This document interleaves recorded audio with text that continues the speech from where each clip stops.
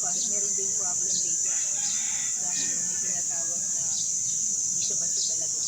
Temporarily, pwede siya as family head, family minister head. So eventually, sa focus talaga siya.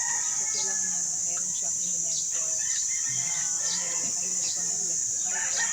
So kung instead na nandyan pa rin naman siya, pero kayo yung parang mag-take.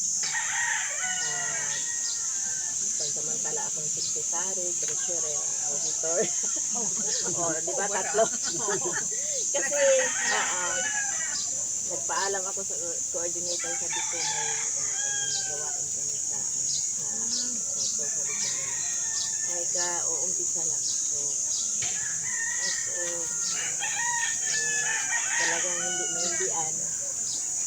Gusto ko lang may may assistant din kasi if wala ako, gaya kahapon, maghapon kami doon sa pamilyang sisters kasi nagpamas kami mas for the sick. Maghapon din kami, pumunta pa kami sa mga madre sa bahay kanlungan mga matatanda.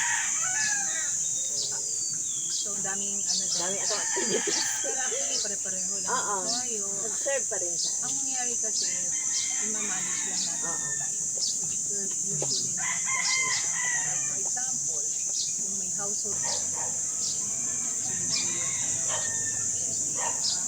and then kung naman yung household mo naman sa lower, sa mga unit head, and parang isang chapter kasi isang